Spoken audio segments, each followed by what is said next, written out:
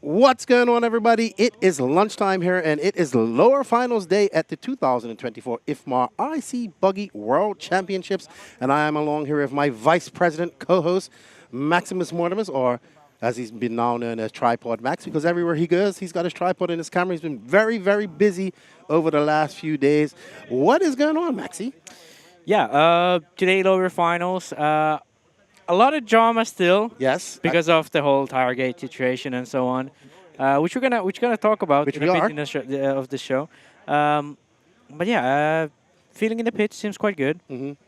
Lower finals, a lot of excitement, lots of cheering for their guys. Yes. That's one thing good Yes. about these races, because these finals go so much slower than a lot of the races, and then there's time for these pro guys to come cheer for their friends. And you know, all the different countries was looking online. There was a lot of people just now cheering on the Argentinian Capolati. It was a great battle. We saw Juan Jose Serna battling with the Argentinians. It's always a great time here, especially in the finals, getting us prepped and ready for the main shows that will be coming tomorrow. So we're super excited about that. As you guys know, Max and I have been here since Sunday. We've been feverishly working. Max has been working while I've been up here just chilling out, doing the commentary with the rcracingtv as they feverishly work as well. We hope you guys have been enjoying all the content we bring. So we've got some videos and stuff we want to go through here. We did do a recap on everything over here, but let's talk about this race. We're finally getting to racing here after being here for 5 days. It's day 6, and we're actually racing. We're seeing some exciting racing out there. It's looking promising for tomorrow. But let's talk about our week so far. It's been a very up and down week for the Americans. It's been a very solid week for the Europeans. And for us media people, all the drama came to a point yesterday, which we will get in. We do have some of the tire manufacturers in here that we are going to talk to. But let's go through some of our things. Should we look at some laps from maybe Q1? Why don't we look at our top TQ guy, Mr. JCC, Juan Carlos Canas, who does take TQ over this in a very commanding style. No surprises there.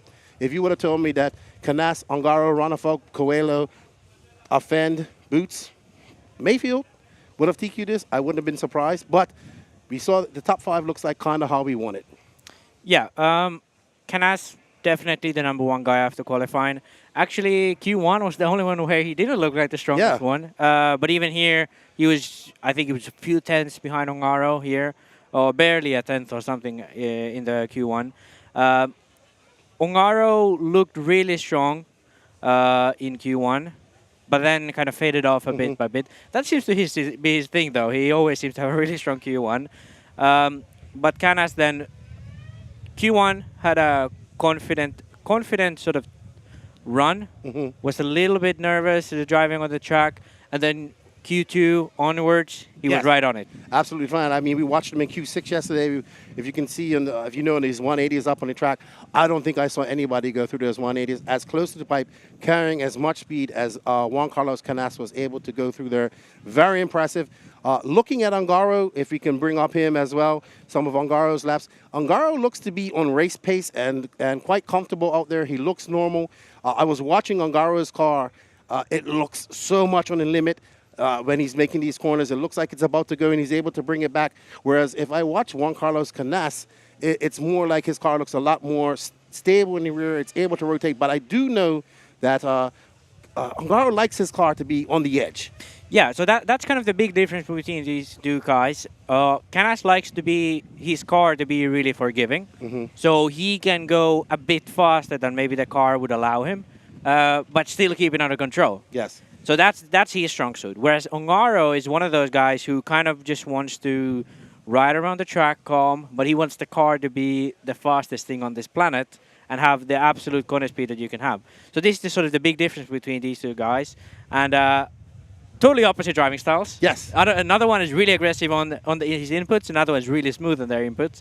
And it's really cool to watch because right now they're 1 and 2. They've been kind of 1 and 2 all the way through this event, barring Bruno Coelho, which we're probably going to talk about a little bit. We can segue right into Bruno. Let's go to Bruno, because apart from these two guys, it was only Bruno Coelho who managed to get a TQ, and that was a stellar run. That was the second fastest run of the week so far, if I'm not totally wrong. I think it was maybe a second off from Canas's Q6. As you see Coelho on our screen right here. Yeah. He did give away 2 TQs, though. He did have That's true. TTQs in the pocket. That's true. And he gave them away. One in Q1 by actually coming in by mistake. He thought he was done and came in. Maybe a little bit rusty. I know he did the Euros, but maybe just a little bit excited. He thought it was time for it to come in. He only got 12 laps. I think he still finished third for that round, if I'm not mistaken. And then I believe he was on, I think it was Q5. Q4. Q4, he was on tap. He was in the lead on his last lap, and he just traction rolled on the 180 on after the rollers, as you can see in the concrete part, and threw that TQ all the way.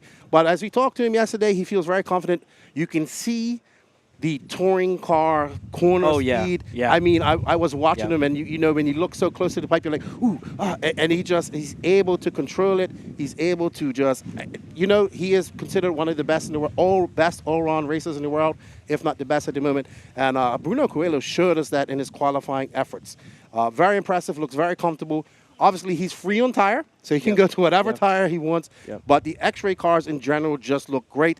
We're going to talk about his teammate, my good friend, the Viking.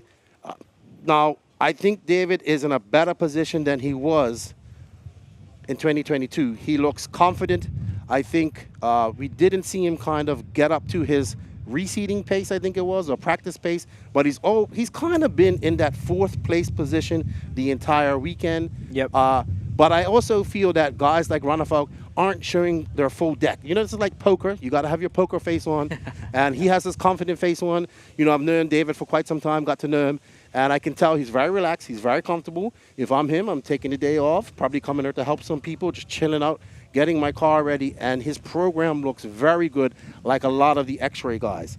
Up next, Dakota Fenn, who's had a very up and down worlds. Practice, he was the best American. Seeding practice, nowhere near the best. Come out qualifying, come out swinging, Fenn top 3, I think he got a top 3. He was, I think, 5th and 4th and 3rd in the first rounds. And then yesterday, we was watching him, and he was kind of off the pace. And I bet some people were asking, well, what's going on with Fenn again? But I had an interview with him after yesterday, and he told me that they were just trying stuff for the mains. And I think that's the key for Dakota Fenn. Last time out he was here, he went out on the wrong tire to the semis, went all the way from the LCQ to get to the main. This time out, his program seems to be much more well thought out. He is already preparing for the main. He knows he has to be on top of the tire game. And I think that could be the sort of thing that makes him have the chance to fight for the win this time. Because starting from 13th, it's really hard to win a Worlds. Yes. Also, testing things was Juan Carlos Canas. I think in one of his qualifiers, he had yellow wheels on. I was talking to the JConcepts guy. They were testing a new tread. They wouldn't tell me much more to that. Same content, but new tread. Let's go into Joao Figueiredo, who's been, if Joao has been in pretty much a top 5 to this position in almost every race this year. He was fast right off the bat, kind of petered off at the end yesterday of qualifying, but doing enough to get into a 7th spot. Joao, top dog of the techno guys. To be not surprised, because when I talked to him, he said the traction of this track is very similar, if not equal to his track, the Barcelos buggy arena over there in Barcelos. But he said the difference between this track and what I've talked to everybody is that this track is incredibly much faster, much more corner speed, and all of that. So we will talk about that really briefly as well. In 8th, Berkan Killick kind of digging himself out of a hole on the back foot. No surprise. We probably were expecting Berkan to maybe TQ around here or something. I even talked with him because he said he felt like a deja vu was coming for him because he had a 12th and an 8th and a 4th. So that was exactly what he had last time out here before he had a TQ. That didn't end up happening, but the Killish brothers are still, you know, up there. Yes. Mattia Polita Del Bello, no surprise there. A lot of people may not know who he is, but he's a very fast Italian on the SRX chassis and Matrix tires. Burak Killick in 10th. Burak, you can see he's put a lot of pressure on himself. He's not really, you look at Berkan smiling, he's having fun. Burak has got that constant scowl on his face. He's not happy with where he is. I know he wants to be up further, but hey, he's directly in the semis.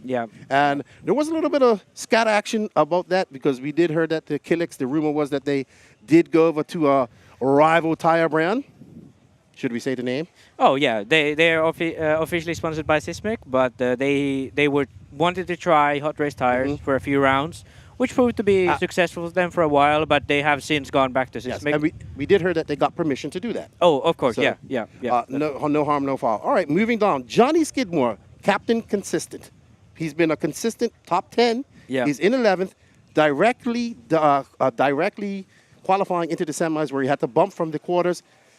I think Johnny Skidmore should be a professional car driver. I think he's one of the guys here in this top 10 who might have a real-life job.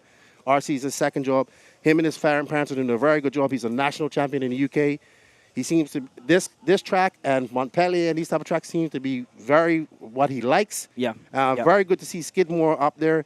But I think one of the Americans that kind of dug themselves out of a complete and like bottomless pit is one of my good friends here, the Iceman Mason Fuller, who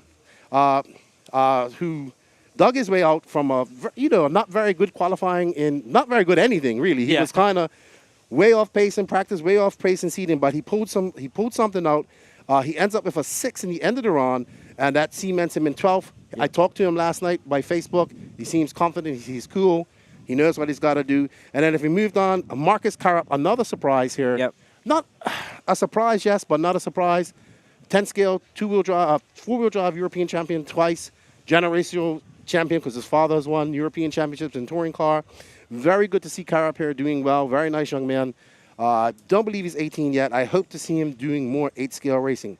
And then, of course, the veteran, the wily veteran, Robert Battier, who was very fast on first day of qualifying, not so fast on the second day. So we're hoping to see him get better. We're going to just run through this real quick because we have Pretty Ricky Ricon, the only Pretty Ricky Berton in 15th. Very quiet. We don't see anything flashy from Ricky. I was very shocked to see him there, and I was like, "Wow, he's in 15th." Yeah. The only driver running pin tires, by the way. Right, in that that's what we said. semi-final listing. So running pin tires, and of course everybody's favorite young Kyosho driver from the USA, our good friend Phi Longwin, Little Bump, who was in. I messaged his father. So chuffed to see him in there. Yeah. Very good. Yeah. And I guess we have Alex Zankatine Baldo, Seth Dalen, the second fastest techno, Renault Savoya looking good, Brandon Rose, all these guys are now in the quarterfinals. Yep. But, I mean, we have to touch on this. Ryan Mayfield, one of the fastest drivers in the world. Yeah. Just Rating Roar national champion. Yeah, kind of on the back foot from the start. I listened to his interview in the walkabout yesterday. He says that they're trying the silver bullet, trying to find an answer to their speed. Haven't found it, but he starts in the quarters. He can bump up the 30 minutes. I told you this morning, I predict to see Ryan Mayfield in the final. Oh, I think that's kind of, it should be a given, considering he's world champion in 10 scale, multiple Royal national champion at this point, one of the fastest drivers in the world. So, I mean, saying that he wouldn't be the main, I don't think that wouldn't be good for the odds. So, I think he should be there, but it's not over until it's over. So he has a lot of work to do. Yeah, a lot of work to do. You actually missed one guy. Oh, Elliot Boots. Oh, he was in 6th. How could I miss my good buddy Boots? Quiet 6th. I am also one of those guys who think Boots has something in his back pocket, and he isn't pulling it out too many times. All right, I know we have some people that we have to bring in here. Let's touch on Tiregate 2.0, as we're calling it. As we are getting some signals here. Okay, so we're going to go to an ad and we're going to get into Tiregate 2.0. BeachRC.com, the racer's one-stop online hobby shop. Choose from all the popular brand and variety in stock with super fast shipping and great customer service. BeachRC.com still has the local hobby shop feel with all the benefits of the internet. BeachRC.com is the exclusive distributor for Ultimate Racing, S-Works, Pro Circuit Racing tires, Nitro Lux fuels, and Assault RC performance products. So fill up your cart and check out at BeachRC.com today.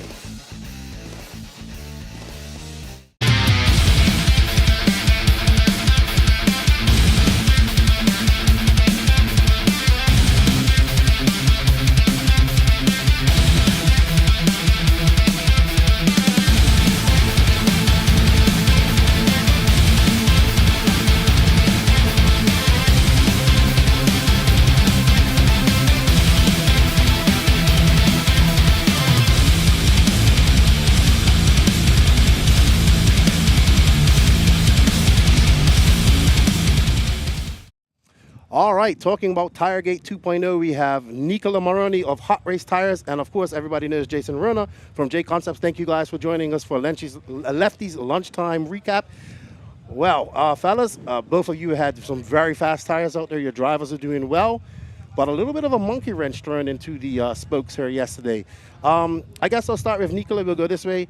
So those of you who don't know, there's maybe you can explain it, Nicola, so people can understand, and we'll come to you, Jason. We did do a video, but tell us a little bit about what happened yesterday in the drivers' meeting and whatnot, manufacturers' meeting.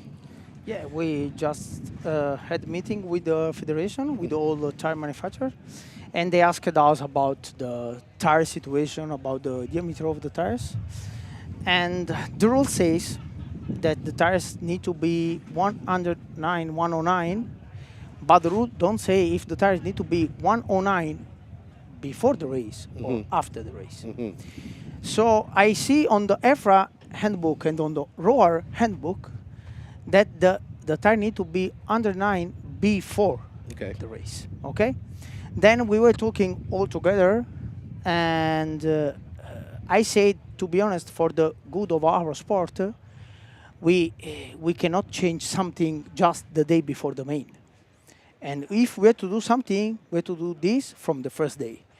I said, from the good of our sport, we just have to keep everything simple. And if you want to check the tires, you have to check the tires before every round, so before the main, before the other finals. And that's it. But then, after a few hours, I see the tire statement. The tire statement said that the tire will be checked after. I know that there are some brands, mainly only one, that want this, but I don't know why they do this. They did this because I think most of us want to keep everything easier for everyone, and so this is what happened yesterday in the tire meeting, more or less. Right. So I think I was talking to Paul about this as well, Jason. I think it's not necessarily the rule that's the problem. It's the interpretation of the rule and the implementation of the rule three quarters of the way into the race. Maybe you can give your thoughts on what's going on here. Yeah, I mean, I think he covered it very, very well. You also obviously covered it really well on the on your video. Thank you. And I think that went over pretty well. But in general, I think that's what the drivers are stating, is that it would have been nice to know much sooner.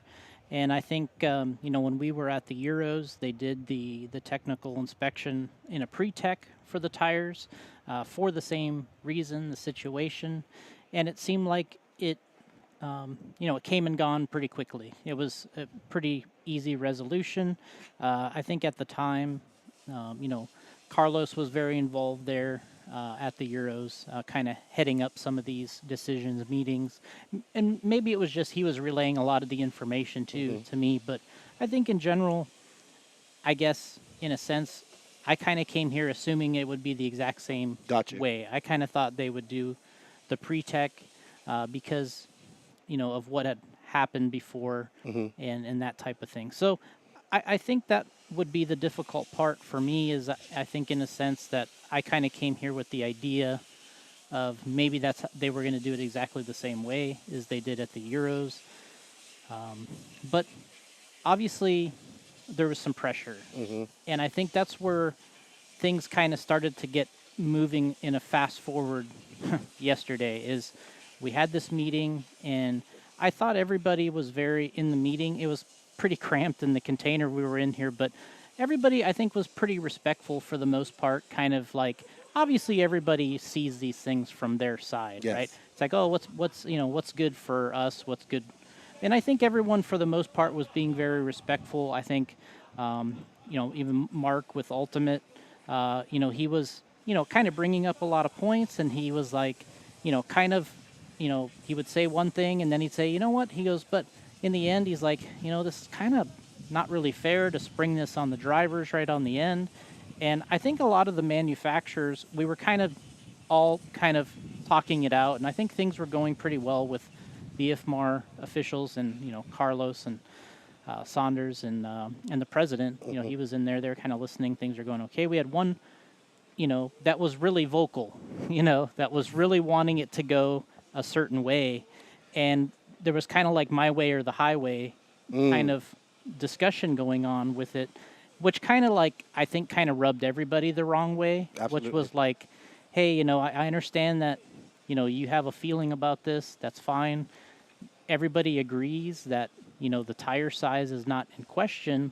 It's just about the specifics of when and where and how it's done and all these type of things. And we were just, there seemed like there was a lot of pushback there. And I kind of felt like afterwards, like, it's like, wow, that was like not exactly what I was expecting to happen in a sense.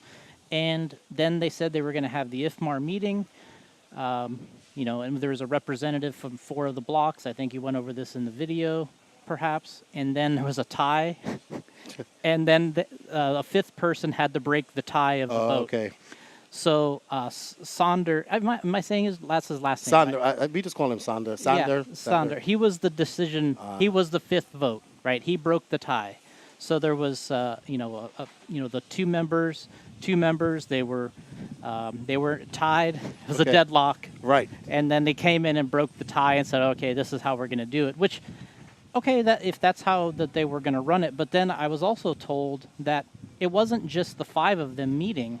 There was several individuals over there, kind of like, I'm not going to say they were coaching them, but they were filling them in, right? Got you. You know, and it was kind of like, hey, you know, and there was more than just the people that were supposed to be there. And look, I wasn't there, but this is what I was told from Scott Heckert, who was there. He's like, hey, I was there, and there was more than, you know, there was more than the 5 people there. So I just wanted to clarify something. I think you guys had a vote as well. The manufacturers had a vote? No, not really. No vote? No. So the voting was just with IFMAR and obviously... Just in their mind. Okay. Yeah. Just in their mind. Yeah. Yeah, I think what it was a discussion. To me, what I felt like, it was the discussion, and then in the end, they just kind of told us what they wanted to do, and then they got the votes together, to the committee together, and they just kind of did it that way. Okay. And I think the only thing that was I'm a little unclear or a little uncertain about is when they started, when we were here several days ago already, I know that Sonder was kind of already looking at this in the tech area. He was kind of going over it. He was measuring some things. And I feel like this has been kind of going on a little bit already, like via emails, behind the scenes. Like, there kind of came in with a point of emphasis, right? Like, and they were going to say, okay, we're going to work on this. You know, Gotcha. we think this is something For the future. Well, I don't know. I think it was, the idea was, we're going to do something here. Got you. And I think, you know, obviously things take time. There's delays during the day. But I think it finally got to the point where they kind of just needed to have the meeting with the manufacturers. And it kind of got pushed through pretty quickly yesterday. And I was a little, I guess, kind of caught off guard in a sense where it was like, I don't really know why they even had a meeting with us, to be honest, because it wasn't like it was our decision. Right. It wasn't like we voted in there and they said, okay, the majority, you know, goes with it. So I kind of feel like there was a decision in somebody's mind already of what direction this was going to go. Got you. And that's what happened. So, like we said, it's like we were talking about people with cards in their back pocket. There's certain manufacturers, if you don't know who the manufacturer is, you can go find them. We'll talk about it in a minute. They pulled out their trump card after all the elation, after you guys had found all your testing and everything that you needed to do, because they know basically that their tires are bigger and of size no matter what, how worn on they get. So just for you guys to fill you in, so the problem is this is a very abrasive track. We got a 60-minute final, and tire wear is a concern. You know, tires coming in, not being the proper size afterwards. So that's what we're going on. It seems like the rule is very much in a gray area and open to interpretation. And rules shouldn't be open to interpretation. They should be cut and dry, in my opinion. Well, yeah, and then when they, in the actual IFMAR rule, the way it states things, and, you know, it says, like, no distortion, you know, should be, you know, a part of the technical inspection. So you're thinking, okay, well, what does this mean exactly? Yes. You know, some people are like, well, Maybe that's part of your equipment. You know, maybe that's if your wing breaks. Maybe if that's your car breaks. Maybe it's the tires. Is that part of the distortion of the race? Sure. So it's like, all right, so if you're going to follow the letter of the law here in the rules and say it's needs to be 109, what about the wording of some of this stuff? What about the fact that actually tires isn't really even listed in the naming at the end of what is supposed to be tech? So I kind of feel like this was going to happen from the get-go, no matter what we said about it in the meeting or not. Like, this was going to happen. Right. But we didn't find out about it till yesterday. Right. So like, this was like set into motion. This was like a thing that was like happening. And I think it's also, and I'm sure Nicola would agree, that it's not that we're here like saying, oh, you know, Matrix is so bad and they did all this stuff wrong. And it's like, it's not really, that's not really the point, right? I'm just kind of filling in the blanks. But really, it's sure from their perspective, you know, he has a point. Yes. He has a thing he's standing pat on. I'm sure you guys could try to interview him too. But I think that's the point that they're making is fine. You know, nobody really disputed that. It's kind of the rest of it, the kind of the way it went down. And even to me, the report that IFMAR put up at the end of the day that you guys kind of posted as, I forget what they call it. I was just a report. Yeah. But yeah, to me, the way I'm reading that is I'm looking at this going, well, they're not really telling the full story here. Like, all they really said was, we're going to uphold this so-and-so rule. So then people online are like looking at going, well, all they're doing is upholding the rule. And you're like, well, no, that's not exactly the whole story. The way it was kind of, what it does is it really says to people that, hey, there could be people out here racing that were breaking this rule while they were racing, and that's the reason that they were fast. But now for the mains, we're actually going to lock down on that. Got you. So I think it kind of, it doesn't bode very well for the guys that were doing well and having a great day. Like, they didn't really say that, hey, you know, during qualifying, guys were inspected randomly or whatever. They were passing. We're fine with that. All we're saying is this is what's going to happen. They didn't really say that kind of, and maybe that's not how they would word things, but in my opinion, it didn't come off very well, and it kind of discredits some of the people in a weird way. Got you. And that's the part that I think is a little upsetting about the whole thing. Is it's kind of like, oh, hey, you know, it should be a celebration of whoever did well, made the semi, made the main, did the TQ, or even, you know, Bruno having a great run, you know, I mean, all these things. And it's like, at the end, it's like, oh, hey, by the way, this happened, and it's like, this is the reason, and that's it. So had this happened Sunday and we got her, would it be different for you guys? Well, at least you could tell somebody like any, you know, Juan or whoever, and say, hey, no matter how you're used to doing this, we know this is going to happen now. So you get through all the seating, the practice, whatever, you get to qualifying, you can kind of work yourself into it. And to him, for a guy like Juan, he's got 20 minutes. Yep. He's got 20 minutes to go out there because he's TQ. I mean, for him, it's now he gets 2 places. Yes. For somebody that didn't TQ, a Dakota or whoever, he only gets 10 minutes. Got you. You know, Juan gets 20 minutes to go out and drive and say, okay, I'm going to run this a little larger, because there is a fix. You know, we talked about, Nicola and I, we talked about, hey, we run a little larger insert, the tire's a little bigger, and, you know, at the end of the longer race, you're hoping that it's okay. And, you know, so far, the guys have been going 20 to 40 minutes with a set of tires, and, you know, they're doing good in tech. They're still passing, they're close, but they pass tech.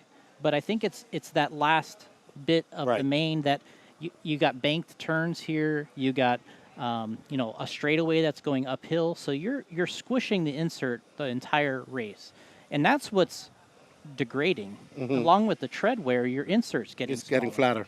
So that's that, and so in the end, that's what you're measuring. Gotcha. And so you have to predict a little bit. Even us, even Matrix, they need to predict a little bit and say, hey, even, you know, if we're coming in a little big, or even Ungaro being a great racer, he has to say, my stuff's going to get a little smaller in 60 minutes too. I might have to adjust for that. So, but for us, we have to kind of predict even more. Yes. And in the end, we have to, you know, we'll be right there with everybody's camera looking in tech, right? You know, if our guys are in there or they make it, you're going to be like, okay, how's it going? Like when we were in Australia with Yeah, Aro. absolutely, absolutely. I guess we're gonna wrap this up a little bit. How does this affect the psyche of these drivers? Nicola, your drivers, I know you're very involved with them. Obviously, you're very involved with them. You know, they're having these good runs out here. They're feeling positive. How do they shake this off and get it? Because it's all, you know, it could be placebo, you know, affecting. This is a mental game. What is the general consensus from your drivers? Are they like, nope, we're going to win anyway? We're just going to do what we have to do. Just why we not check from the first day? Yeah, I agree. That's I it. agree. I agree. Nothing more. Well, If we know from the first day, to be honest, as I said to Jason before, with my tires, we check one tire that is completely slick after 30 minutes. Okay, it's okay. Okay, we done regular insert, so we have no big problem. Maybe for an hour, we're going to put one that is a little bit bigger just to be safe. Okay, but it's not this the point. The point is why we started this yesterday, and if the federation know this from the first day. So, if in the first day we have team manager meeting for some, sorry to say this, for some so stupid things, okay, and why we not talking about tires? okay. It's easy. So I we agree. talk from the first day and we say, okay, we are going to check the all tires after every round. Perfect. Everybody know. Everybody's prepared for it. Everybody prepared for.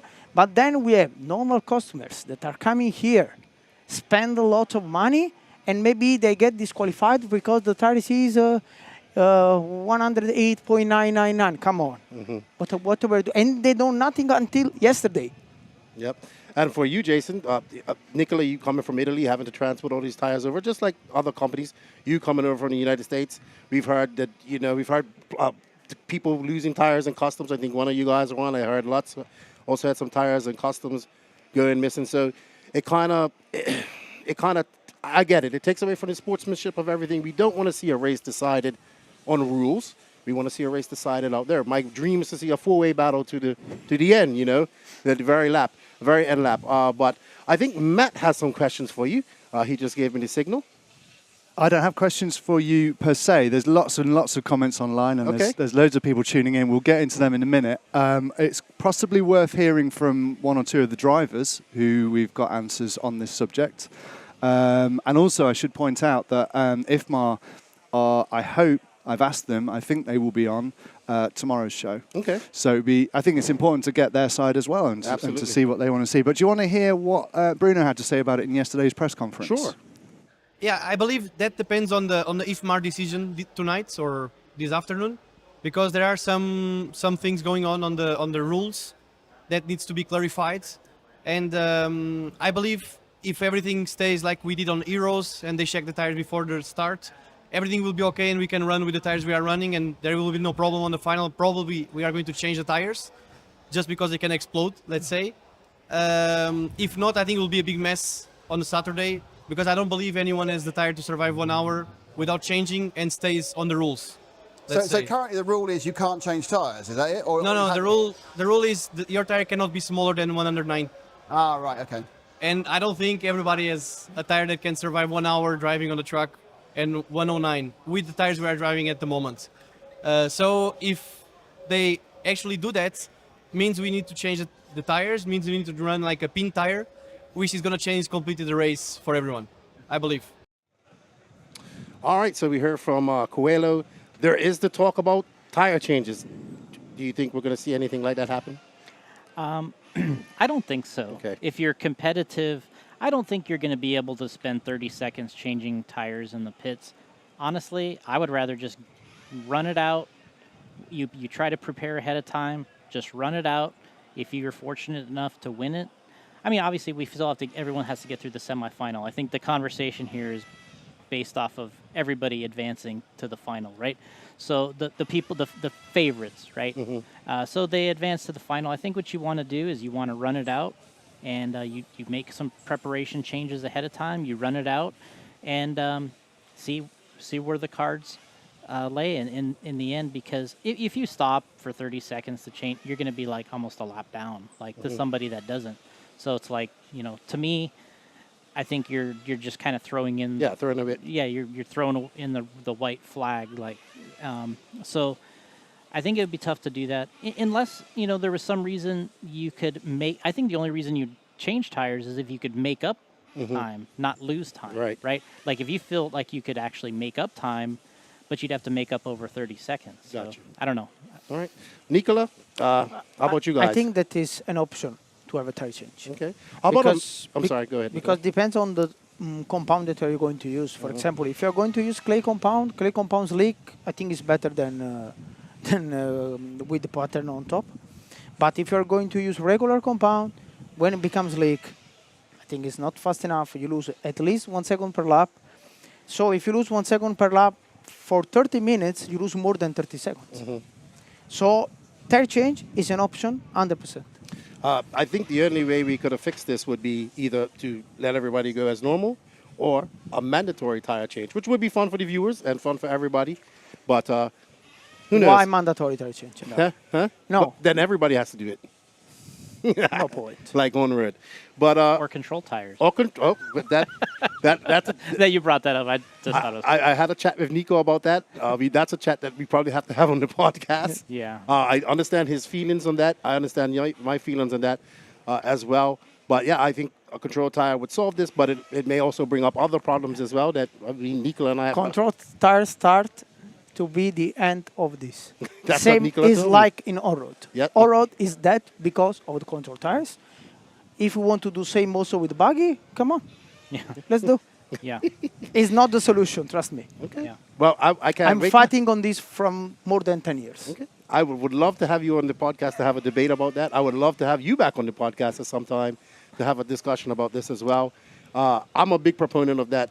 But anyway, I wish you guys all the luck. I know it's kind of throwing a monkey wrench and everything, but, at the end of the day, the cream always rises to the top, and we will find a way to do things. I wish you all the luck and your drivers, and thank you for coming up here and explaining things. Thank you. Thank you very much. Yeah. Thank you, Thank Nicola. you. Thank you for everything. All right, everyone, that's Jason, Ruona, and Nicola, two of our tire manufacturers. We're going to go to a montage, and then Max and I will be back.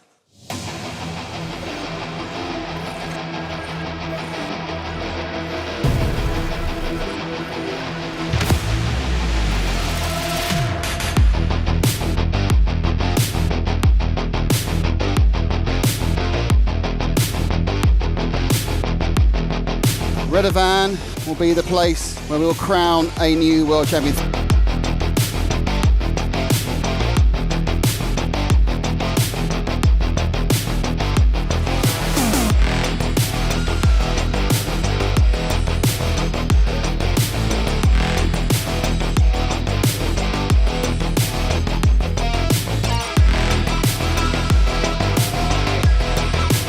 Extra pressure, and look at Hara. Hara is giving it everything, but there's not enough time in the checkered flag, and now we can say Cody King is world champion. But Bataille is the new IFMAR 1/8 buggy world champion. Davide Ongaro is your world champion. I'm super excited. I mean, I cannot say thanks to everyone.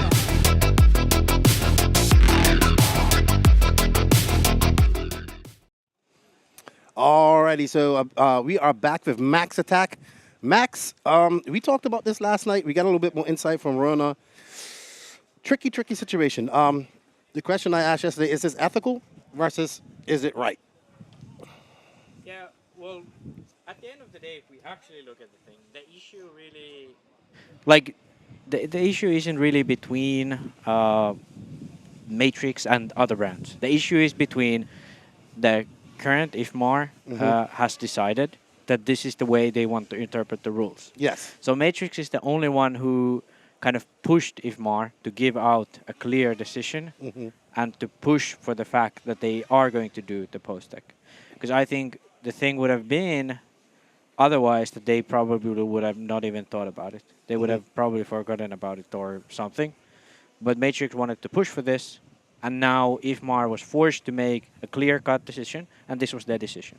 So I think that's sort of also one way to look at this. Yes, it probably should have been mentioned better in the rules going into this year. Yes, Matrix should have brought this up on Sunday if they was going to bring it up anyway. But at the end of the day, it always lies on the rule maker. If the rules are bad, that's their fault. and it has to be said.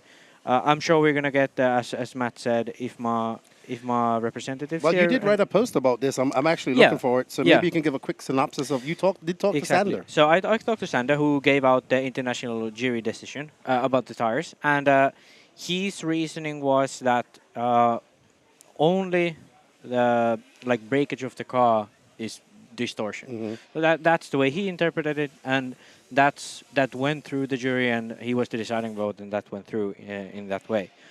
But at the end of the day, it's like for him it was a no-brainer. It's like Jason said, it sounded like kind of for him it was normal. The issue I kind of have with this is last time at the Worlds, this was not even a discussion. They didn't even have the tool to measure Yeah. with. So Why for him now all of a sudden it's such a clear-cut thing that they like know this is gonna happen if last time they didn't have the tool to do it. That's very weird for me. So to explain a little bit how they're doing the measuring, they have this plexiglass tool that has a hole in it. When the cars come into tech, they lift the car up and check that the tool does it go in or not. If the tech inspector has any concern that it might not go in, the tire might be too small, they take the tire off, put the tire on the table, and then place the tool on. If any section of the tire touches the measurement tool, it passes. It doesn't have to be the center of the tire. It doesn't have to be. So if you have one pin left that's sticking out of the tire and that goes over 109, you're good. Yeah, and it's going to be interesting because they haven't really did this till today. Like today, nobody had a clue how to even use the apparatus. Yeah. So very interesting. I quickly want to touch on what we talked to Nicola this morning. We talked to Jason. Nicola thinks that control tire is the death of Onward. I understand why, because Hot Race and but let's be honest, Hot Race and Matrix have been battling each other in Onward for many years. We heard about how they get 7 years in a row they get to sponsor Euros and Worlds and whatnot like that. If there is a control tire, I know a lot of people are like, oh, we had the same problem at the Worlds in 2023. The point of having control tire is to also have a limited amount of tire. And I think the only way to keep it fair is that each company should get a turn. So if you get if one tire company puts in a bid and they get it, they should get it. Should go a year about. Like it should not be. I don't think that a tire company should go control tires 2 years in a row. Yeah. You know, it doesn't matter if it's the best tire for the track. It just matters that it's all fair for everybody. I know there's a lot of people out there that don't like the thought of a control tire because as we've come into RC, it has been more about just throwing the right tire on. Yeah. But it is interesting. Then there was a talk about maybe we need to actually split. This would be a great time also maybe to have a definitive line between a pro and an amateur. I mean, we're here at this race. Yep. We have pro drivers and we have amateur drivers. It's nothing wrong with crowning a pro champion. Like, hey, you are the pro champion of the world and you have an amateur champion. It gives something for the lower people here, the people who come from around the world to look forward to. Maybe. I'm not getting into that discussion because I disagree. You disagree with me, but yeah. I know you don't like classes, but I also like the thought of we need some separation, right? We do need some separation from the pro class. I mean, there is a point, but I think at the end of the day, no matter what the rules are, there's a way to make them clear, and that's the issue here. So sure, control tires would solve things in like this. But at the end of the day, if the rules were clear, this wouldn't be an issue at all. One thing I kind of saw on the comments when I was off the stream was that some people thought that it was kind of a decision made by the tire manufacturer, which is not true at all. Effectively, they had this discussion in the team managers meetings. It was brought up separately by Matrix after that. And then all the tire manufacturers together agreed to have this meeting and come to sort of a solution that would please everyone. So this way, all tire manufacturers would like have a set of rules that they know they have made the tire to. Because some manufacturers look at the rules, they say, okay, when the tire comes out of the mold, it's 109. You know, another tire manufacturer looks at the rules and thinks like interprets the rules like Sanders has. So that's kind of what they was trying to solve. Yes. Okay, like let's get a interpretation that we all agree on, and then let's say this is what we think, and then IFMAR is gonna have their way with it. At the end of the day, that decision from the tire manufacturers has no like real value, but it's just a sort of a way to prove to IFMAR that they want this one thing. Yes. At the end of the day, it was one guy who made the deciding vote. It was Sander de Graaf, the IC section chairman from IFMAR. But I think the real question now is, what are these guys going to do to their tires? Because I don't think anything's going to change. It's going to be this way. I had a little chat of Jason and with Nicola before we came on, and Nicola said even here that their tires are quite close and they can just add a little bit to the insert and they're fine. It's not something that they cannot solve. Obviously, now that they have only that semi-practice to solve it, it's going to be really, really difficult. But you can put larger wheels. That's one way to do it. That obviously changes the characteristics of the tire quite a lot. Better way probably would be to add a stiffer insert. JConcepts, by the way, has cut down their insert, and that's why they're so close. So they have cut down the insert to bring the tire down, and that's why they're so close to the limit. So just going back to the regular insert might get them closer, but they might have to do something extra there too. One thing I definitely don't want to happen is the world champion comes over the line, and then the world championship is decided two stories down from here. Yeah, in the tech absolutely, booth. absolutely. All right, well, let's get into, maybe we have a few questions from the chat, if Matt can get us some. Oh, tons and tons of comments. Eduardo Rossi is saying fantastic coverage, Lefty and Max. From Brazil. On the subjects that we're talking about, we have... what do we have? Loads, but I'm trying to keep us on topic because everyone's talking about. People are talking about that. Yeah, it's blaming Matrix tires for pushing for this situation. A lot of people are blaming Matrix tires for this. I mean, that's a good topic because you proposed this question of is it unethical or is it right? The only thing that I think is unethical is that it was done yesterday and not on Sunday. That's the only issue I have.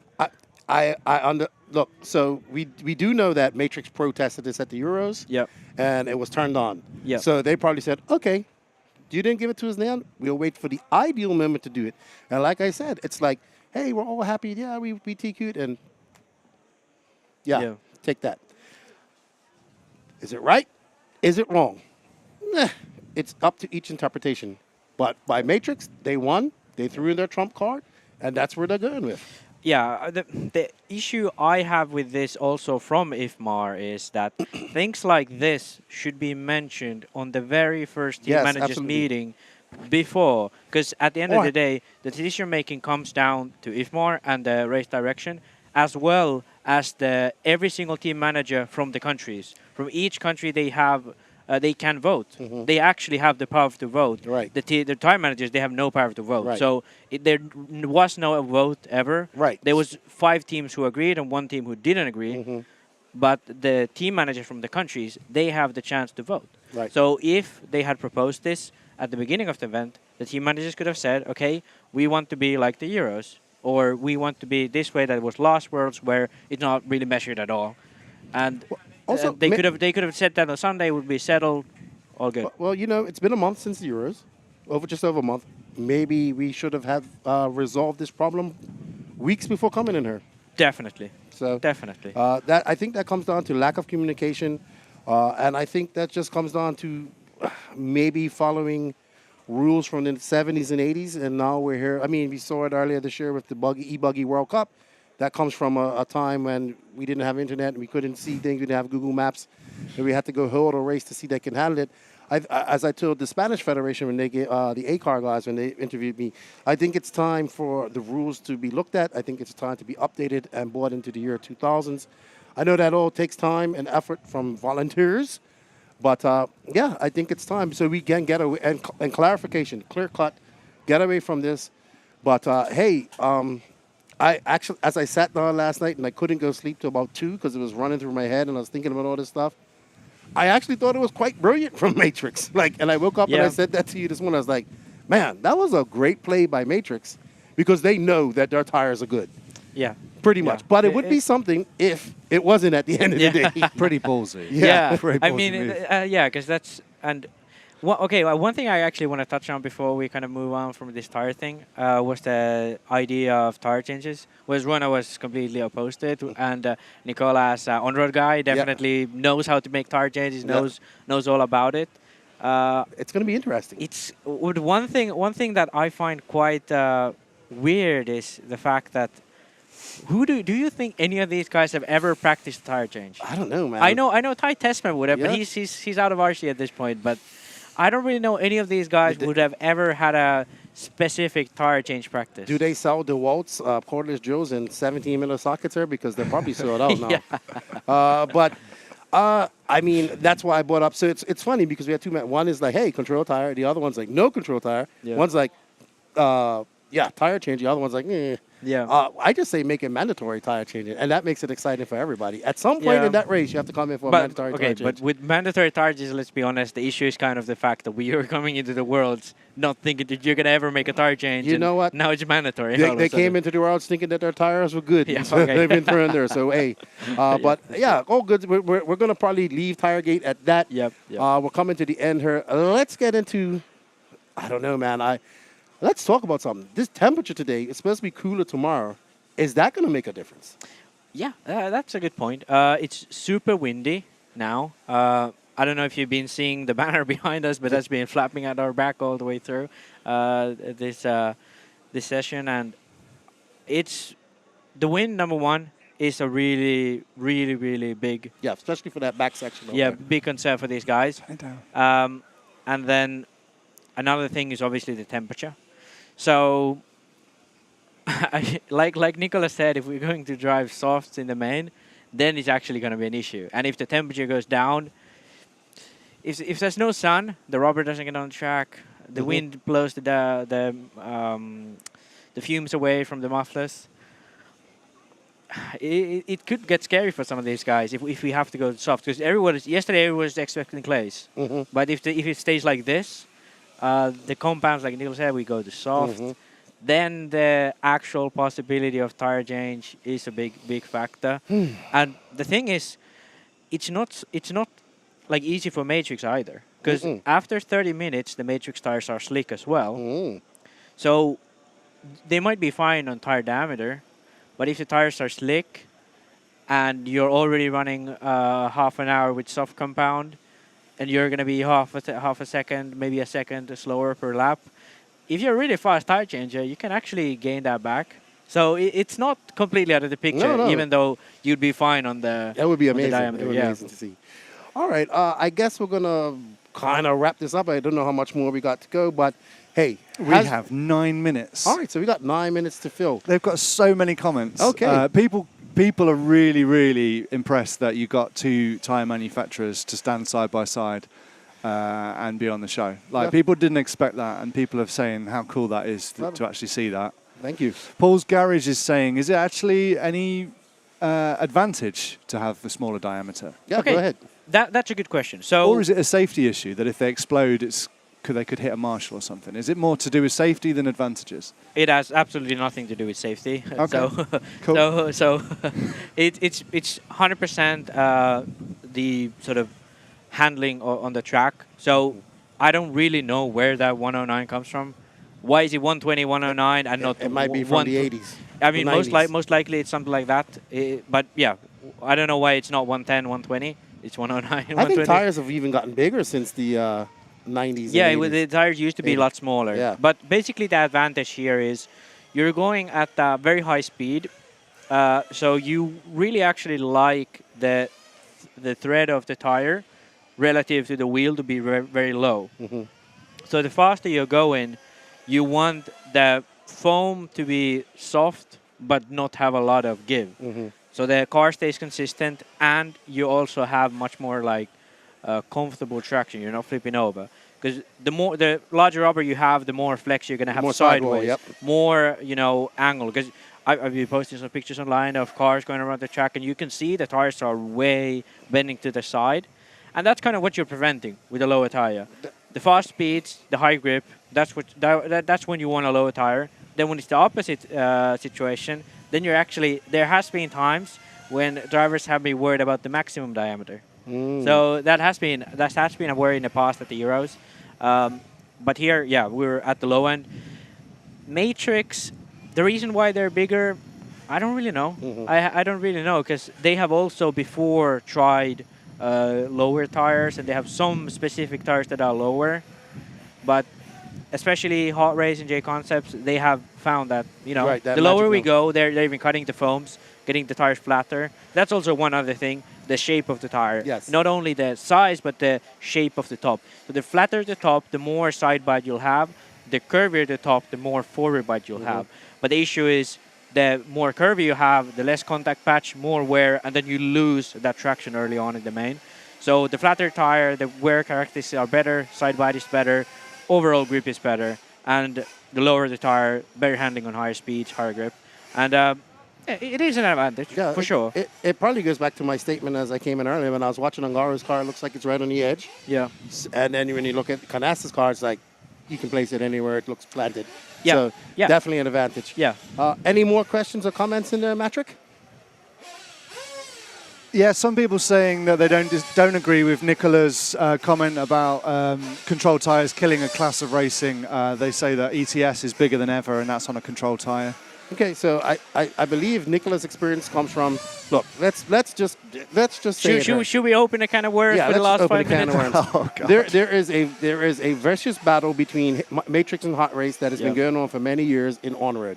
It's now came over to off-road, so I understand where Nicola comes from on-road, and he was saying, there's always accusations being thrown around. I don't want to start rumors and whatnot, but basically what he's saying is it doesn't become fair because one manufacturer seems to get preference of tires for a series of races and whatnot like that. And that's, if there is going to be control tires, there has to be stringent rules put in place for this. Exactly. And especially, so somebody will say, well, if this was a control tire and it went under 109, it would be the same. No, because you're actually you're providing this tire, so you're going against your rules. So you have to kind of throw that rule out of the bag. No, I mean, you don't have to throw the rule out of the bag, but when you choose the tire, you have to make sure that that's not an issue.